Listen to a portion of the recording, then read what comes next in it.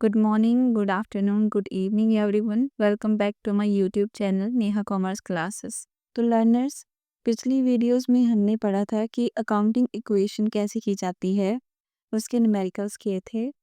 और आज की वीडियो में हम पढ़ने जा रहे हैं accounting equations effect of adjustment, कि हमारे पास जो वेरियस एडजस्टमेंट होती है लाइक डेप्रिसिएशन और अदर एडजस्टमेंट होती है, तो उनका अकाउंटिंग इक्वेशन के ऊपर क्या इफ़ेक्ट पड़ता है। इसमें हम देखेंगे कि डेप्रिसिएशन के ऊपर क्या इफ़ेक्ट पड़ता है, आउटस्टैंडिंग एक्सपेंसेस के ऊपर क्या पड़ता है, प्रीपेड एक्सपेंसेस के ऊपर, अकर्ड इनकम के ऊपर एंड हमारा अनअर्न्ड इनकम के ऊपर क्या इफ़ेक्ट पड़ता है। सबसे पहले हम यहाँ पे बात करेंगे डेप्रिसिएशन की। तो डेप्रिसिएशन यानी कि मूल्यह्रास। जैसे जो डेप्रिसिएशन टर्म है उसका मीनिंग है कि जैसे समय के साथ साथ जो जो चीज़ें हम यूज़ करते हैं उनकी कीमत कम होती जाती है, तो उसको हम कहते हैं डेप्रिसिएशन।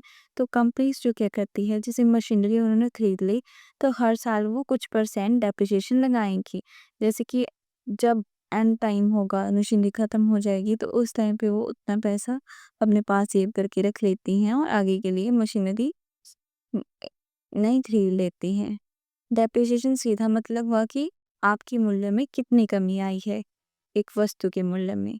डेप्रिसिएशन मीन्स एसेट की वैल्यू का टाइम के साथ कम होना। इसका हमने यहाँ पे एग्जांपल लिया है। अगर एक मशीन 1 लाख की है और उस पर 10,000 का डेप्रिसिएशन लगता है, तो एसेट की वैल्यू 10,000 से कम हो जाएगी और कैपिटल भी कम हो जाएगी, क्योंकि डेप्रिसिएशन एक एक्सपेंस है। इसका इफ़ेक्ट क्या होगा? इसमें होगा हमारे पास कि जो एसेट है वो डिक्रीज़ हो जाएगी 10,000 से, और जो कैपिटल है वो भी हमारी डिक्रीज़ हो जाएगी 10,000 से। लर्नर्स, यहाँ पे आप देख सकते हैं कि जो एसेट की वैल्यू है वो डिक्रीज़ हो रही है 10,000 से एंड कैपिटल हमारी 10,000 से यहाँ पे डिक्रीज़ हो रही है। अब उसके बाद हम बात करेंगे आउटस्टैंडिंग एक्सपेंसेस की। आउटस्टैंडिंग एक्सपेंसेस क्या होते हैं? तो यहाँ पे हमारा आउटस्टैंडिंग जो एक्सपेंसेस ऐसे एक्सपेंस होते हैं जो अभी हमने पे नहीं किए, जिन जैसे हमने सामान यूज़ कर लिया है बट वो अभी तक हमने पे नहीं किए हैं। फॉर एग्ज़ाम्पल यहाँ पे लेते हैं हम सैलरी का। सैलरी 5,000 ड्यू है, इसका मतलब है लायबिलिटी बढ़ गई और इसका इफ़ेक्ट क्या होगा, लायबिलिटी इंक्रीज़ होगी 5,000 से और कैपिटल डिक्रीज़ होगी 5,000 से, क्योंकि एक्सपेंस से प्रॉफिट कम होगा। और उसके बाद प्रीपेड एक्सपेंसेस आ गए हमारे पास। तो जो प्रीपेड एक्सपेंसेस होते हैं, जैसे आप प्रीपेड रिचार्ज भी करते हैं, मतलब आप पैसे पहले लगाते हैं और उसके जो बेनिफिट हैं वो आप बाद में लेते हैं।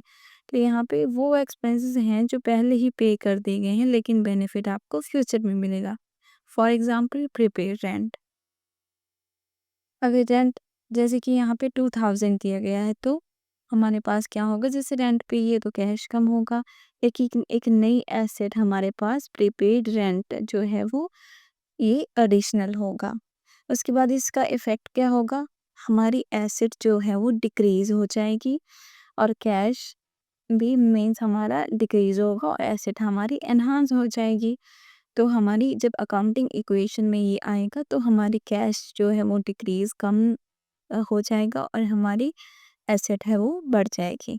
अब आगे बात करते हैं हम अकर्ड इनकम, यानी कि बकाया आय।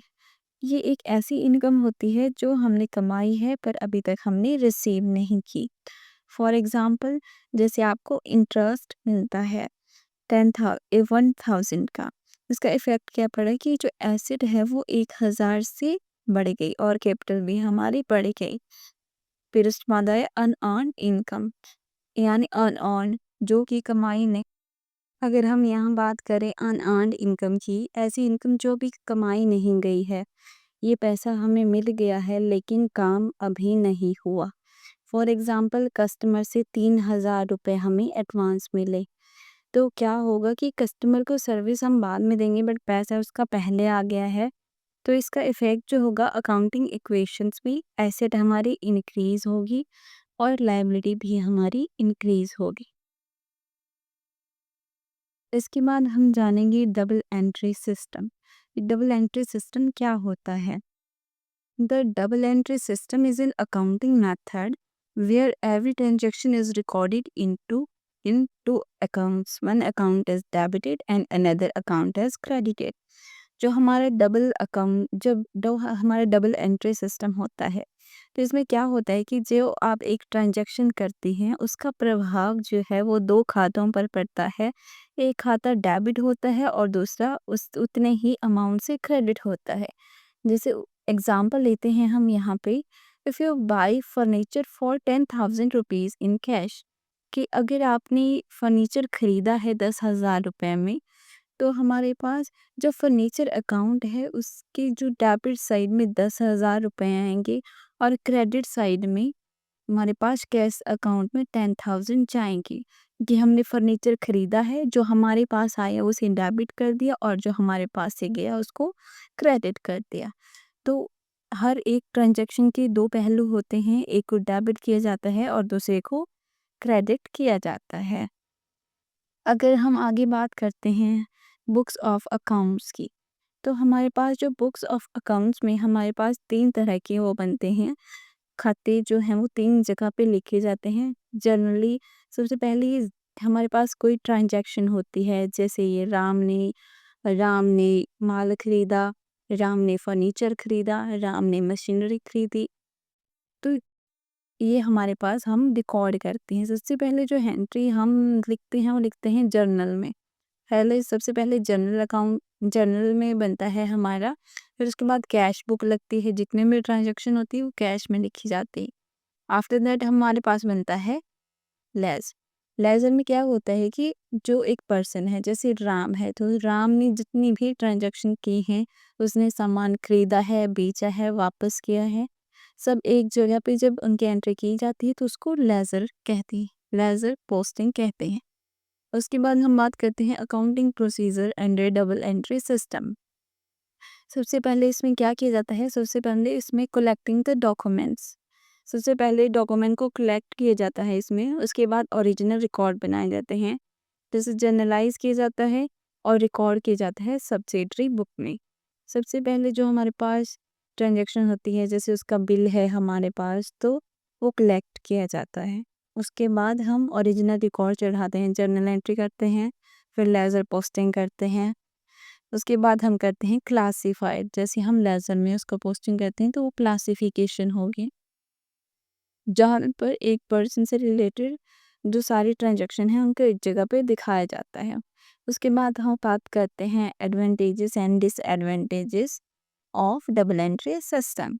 तो अगर हम बात करते हैं एडवांटेजेस की, तो ये साइंटिफिक सिस्टम होता है, इलास्टिसिटी होती है, आप अपने अकॉर्डिंग कर सकते हैं, और उसके बाद कंप्लीट रिकॉर्ड ऑफ ट्रांजैक्शन होता है, सारे ट्रांजैक्शन लिखी जाती हैं।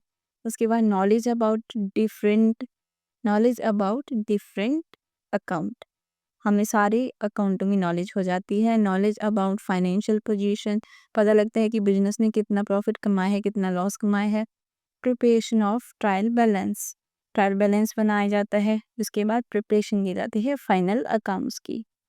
अगर हम बात करते हैं यहाँ पे डिसएडवांटेजेस की, तो एक कॉस्टली मेथड है, क्योंकि इसमें बहुत ज़्यादा टाइम लगता है और आपको बड़ी-बड़ी कंपनियों में जैसे सॉफ्टवेयर रखने पड़ते हैं, बहुत से पर्सन्स आपको चाहिए होते हैं। उसके बाद अकाउंटिंग एरर के चांसेस होते हैं, क्योंकि जो ट्रांजैक्शन की करता है वो एक ह्यूमन ही करता है और ह्यूमन गलतियाँ कर सकता है। तो लर्नर्स, आज की वीडियो में हमने अकाउंटिंग इक्वेशन की एडजस्टमेंट के बारे में पढ़ा, और हमने पढ़ा डबल एंट्री सिस्टम क्या होता है, उसके कौन कौन से बुक्स में एंट्रीज होती हैं, एडवांटेजेस और डिसएडवांटेजेस क्या है। तो आप इसको ध्यान से सुने और ऐसे ही वीडियो देखने के लिए हमारे चैनल के साथ जुड़े, और अपकमिंग वीडियोस के लिए सब्सक्राइब करना ना भूलें। Thank you for watching, keep learning, keep growing.